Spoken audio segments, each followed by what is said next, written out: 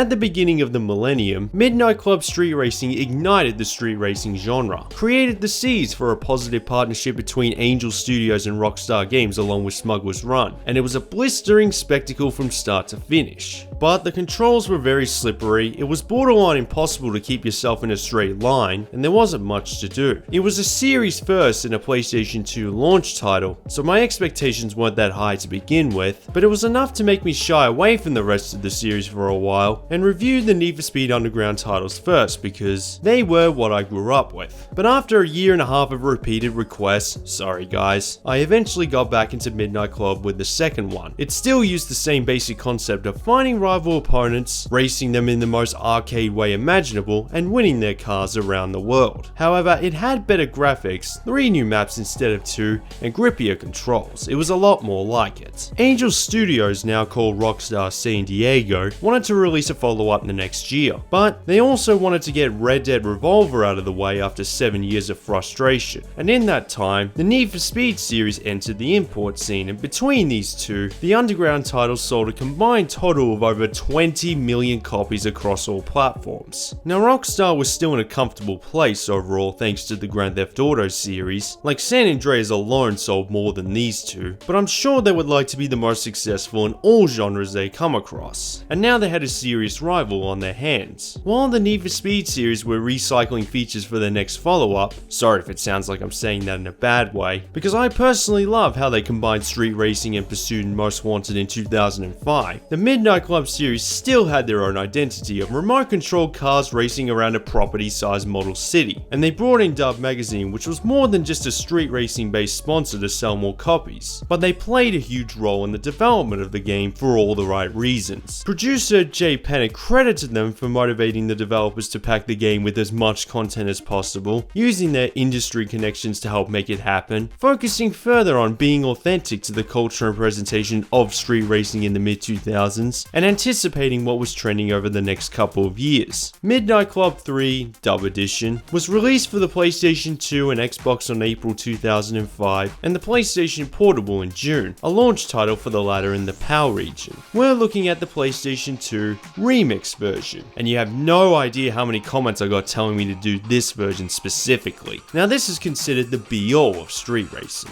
I've seen forums debate over what's better, Need for Speed Underground 2 or Midnight Club 3, and more have leaned a little bit more towards the latter. So if theoretically more people are saying that this is better than my favorite Need for Speed game, then it must be spectacular. Because it's such a big game, it's one of the few PlayStation 2 games to use a dual-laid format like Gran Turismo 4, which reduces the chances of the game actually loading up. I was originally using a friend's copy to play this game and review it after Max Payne 2, but it was such a scratched mess, there was literally a 20% chance the game would reach the main menu, and a 5% chance the garage would load up. And this was unacceptable. So I got my own copy instead, which solved the issue. My advice is to get a really good copy of the game or take good care of your own copy.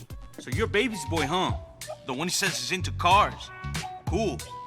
So what you into, Holmes? I got only the best car. Now I'm reviewing this after playing the first 2 Midnight Club titles where all you did was drive on a small scale version of a real life city, look for rival drivers, beat them at their own game, and they unlock tickets to another map for you to do the same thing there. In Midnight Club 3, that's exactly what you get. But instead of pink slips, you earn cash instead. Why? Because right from the moment you get your first car, it's a completely enhanced experience. The cash is used for purchasing upgrades and customization options, all with series first, as well as winning prize cars. And instead of just sweeping rivals, the Midnight Club has become more organized over the last couple years. A map also contains rival street faction showdowns, tournaments, and traffic-free autocross. While still not as diverse as the Need for Speed games at that time, there's enough variety to feel different from the predecessors, doing more than just reaching well-placed checkpoints every 2 to 10 seconds.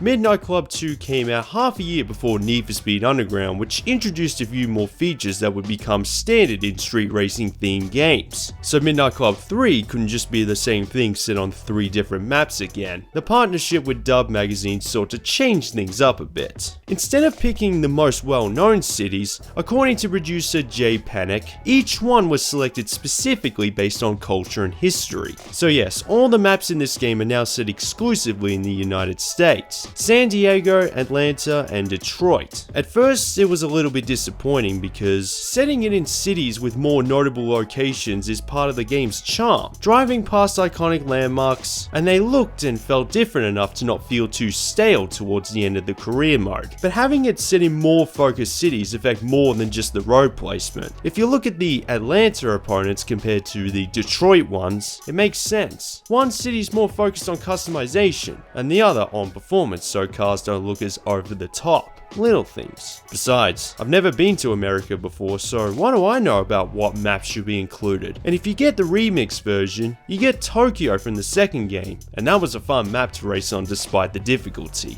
They also more than make up for it graphically, as this is easily the best looking of the 6th generation titles. If you look at the evolution of the first 3 games in a 5-year span on the same consoles, they continue to step things up. It's more colourful, less cartoony, characters don't look like aliens from outer space, and even the wheels, for example, are 3D polygonal, no textures. If there's one thing I wish it had, at least on the PlayStation 2, is a 480p option, especially because it's using a dual-layer DVD. It was released late in the life cycle of the 2 consoles, and never for the PC, nor is it backwards compatible with the Xbox 360, although after my previous history with Xbox games being played on the 360, it's probably for the best. But I'm particularly surprised it was never released for the Xbox 360 as a launch title like Need for Speed Most Wanted. A higher resolution, smoother frame rate, and all the remix content, maybe even more. A missed opportunity right there. Imagine if this came out for 7th generation consoles running on the Rage engine, which was created the same year as this game. Rockstar San Diego should have done that instead of table tennis. It would have sold better. They also added some alternative rock into the soundtrack, which I didn't listen to that much because of YouTube copyright reasons, but I'm glad they're here. In fact, there are a lot of songs in this game, like over 100, and that's not including the option to add custom music, which you can do on the Xbox version. They certainly took advantage of the dual-layer DVD format. Surprising not many PS2 games didn't either. Oh yeah, a Cadillac CN.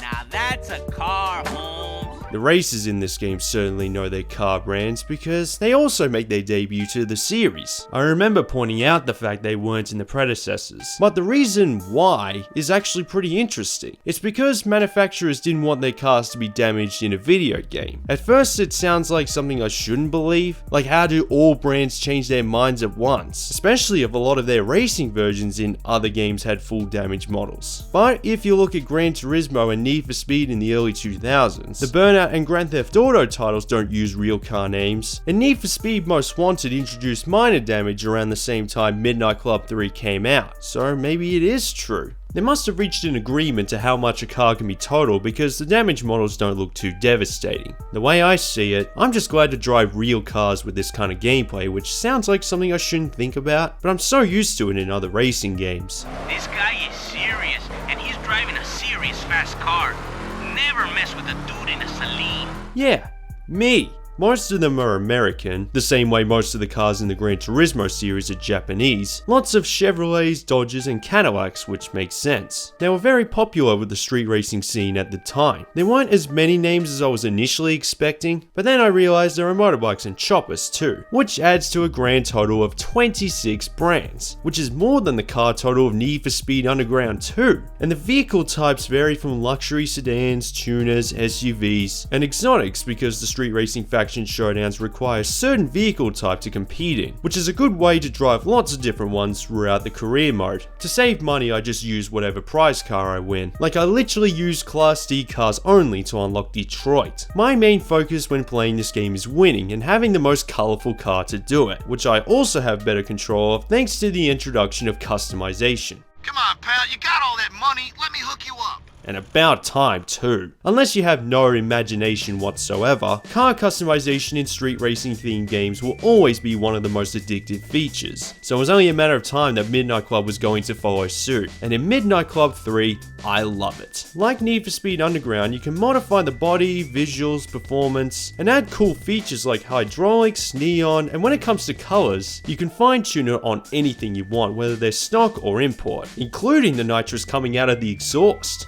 Nice. Thanks to Dub's involvement, even the customizable parts are licensed so you can do these things in real life. I mean, if you wanted to have a custom car like this in real life. The whole point is to let your imagination run wild without having to spend hundreds of thousands in reality. But the best part about it is that everything you see is very easy to comprehend. A lot of it is preset, yet there are hundreds, no scratch that, thousands of different styles to discover, because never forget about the motorbikes, which can also be tuned. Performance parts can also be auto upgraded to the max in one go, the garage can be accessed straight from the pause menu, and there are a few color options you don't have to pay for. So for footage sake, I can keep changing the basic look to increase the footage variety at no expense, and spend money on performance for another car. The only thing I wish it had was a search category when browsing the showroom, vehicle type, class, price, etc. Instead of scrolling through every single one slowly, and waiting 10 seconds for the vehicle to load up thanks to the frame rate, which I'll get to. Its tedious nature reminds me of GTA San Andreas when choosing which outfit to wear. What I would really like to see is a spiritual successor with all the customization options from both these games. It would probably overtake Gran Turismo 3 as my favorite racing game. I'd say it's even in terms of customization variety compared to Need for Speed Underground, but I'm just glad it's finally here, and does some things that even the Need for Speed rival didn't have.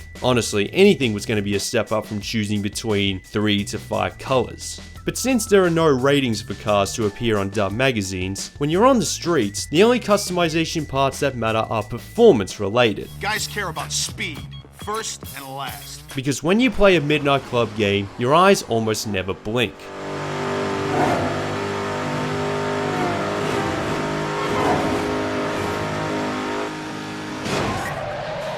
First and foremost, Midnight Club 3 controls even better. Cars grip more at fast speeds and handling is less sensitive, making it easier to dodge traffic in alleyways. It's crazy fun from start to finish. But I think having the performance maxed out wherever possible at all times has a lot to do with it. Makes sense though, better performance equals better control and increases the chances of winning.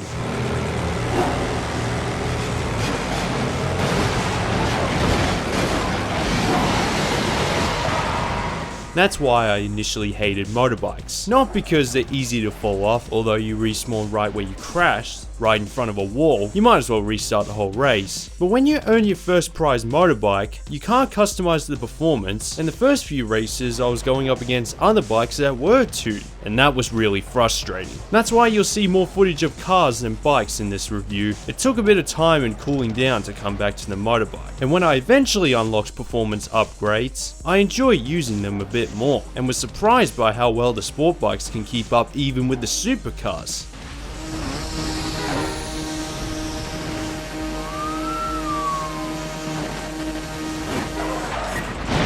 All the mechanics from the predecessor remain. Nitrous, using the slipstream from behind the opponents to get a quick boost, controlling yourself in midair, and same with the motorbike, wheelies, leaning for tighter handling, combined with the risk of being part of the tarmac.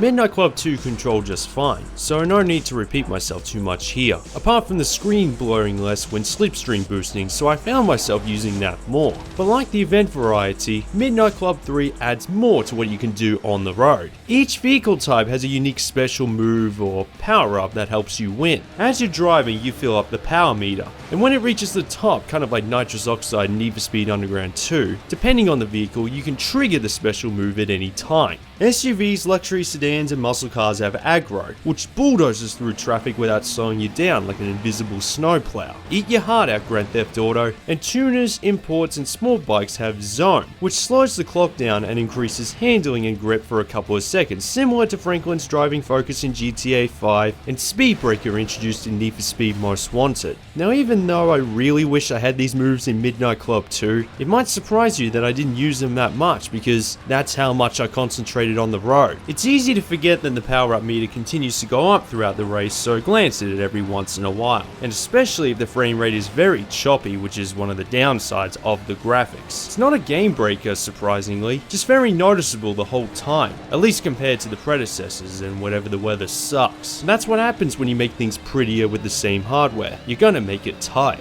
Fortunately, the map in terms of alleyways and road placements are cleverly placed to make up for it, and make the entire career mode more forgivable but just as challenging. Like, opponents are just as fast over time, but things don't slow you down as much. The gaps and shortcuts are more open, and it gives you the confidence to go for it, even if you have no clue where you're going and just hoping for the best. You're thinking dramatically, oh god, no, a lot of the time. Like, after going back to Tokyo in the remix version, it became more obvious. Challenge-wise, even with the improved controls, returning here nearly felt like Midnight Club 2 all over again. And because events are constantly being added on all three maps as you progress through the career mode, meaning you have to backtrack, it makes them even easier to memorize without feeling repetitive. Of course, there's still the occasional traffic you have no chance to react to, don't underestimate the damage level bar, but they don't stop you as much. They're easier to anticipate thanks to the improved controls, and only the heavy vehicles like buses and trucks stop you completely. Did I mention the opponents keep their mouths shut during a race by default? It took you a while, but you stuck in there and pulled it off. Well done. Thanks. But being Midnight Club, there will be races where you'll need to restart a few times just to learn the route, especially by the time you reach Detroit. Those opponents are just as brutal, and so are the police. I guess after 3 years, the cops by this point are fed up and really want to take us down, which is understandable. Memorization is key, and that's one of Rockstar's specialties, having a map and utilizing every inch of it. They put a lot of work into the level design, and when you do eventually complete that race that's given you a hard time, it feels so sweet. And apart from the motorbikes, it becomes harder by the time you've learned everything you need to know. That's the difference between rubber banding and no rubber banding. This is how you make a racing game fun and challenging at the same time. If I have a criticism, the performances of the opponents vary from being able to win on the first attempt after a few mistakes, just because the stars aligned on the final couple of corners through the slipstream boosts and nitrous, which honestly adds to the excitement anyway. And then there would be races where even a perfect run doesn't guarantee a win, and requires half an hour, maybe an hour before eventually crossing the line first. This is not an easy game.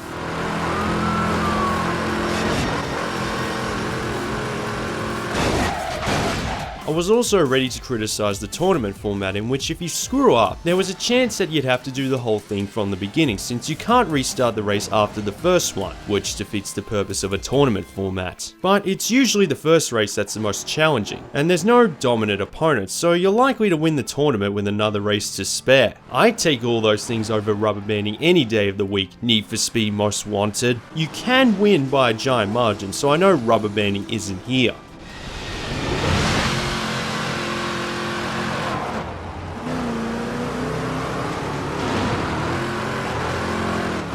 So, in a nutshell, it has the perfect balance as challenge is concerned, which motivates you to complete it 100%, and that's handy because there's 5 to 10 times more content than the predecessors. Extra races, event types, licensed cars, and customization options to boot. I really liked Midnight Club 2 because I wasn't the biggest fan of its predecessor, and that one was able to fix a lot of the issues but didn't have many rivals competing against them. This one took the series to new heights. It's better in every single way, and one of the best racing games of the 6th generation, no exaggeration. It's easy to say that it resembles closer to the Need for Speed titles just because it's a street racing game that introduced licensed cars and customization options, but it couldn't be further from the truth. Gameplay wise, it's still Midnight Club with all its blistering speed and twitchy handling that requires patience and track memorization. The key difference is that the map doesn't slow you down as much. That's the crucial part. It completely transforms the formula while keeping everything that made the predecessors good. And that's exactly what a good racing sequel should do. Is it the be-all of street racing games? Probably. I felt I was more positive towards this game compared to my reviews of the Need for Speed titles that came out around the same time. And if I grew up with Midnight Club 3 instead of those, I would say absolutely. The least I can say is that Midnight Club 3 Dub Edition is a masterpiece of the racing genre that everybody who's watching should try to beat at least once. And yes, the remix version specifically. Knowing how many requests twice I got to reviewing it, I've learned that the hard way. I should have reviewed Midnight Club 2 earlier so I could get to this one earlier too. But better late than never, right? And I've already played a little bit of its sequel, Midnight Club Los Angeles, so definitely look forward to the future of that too.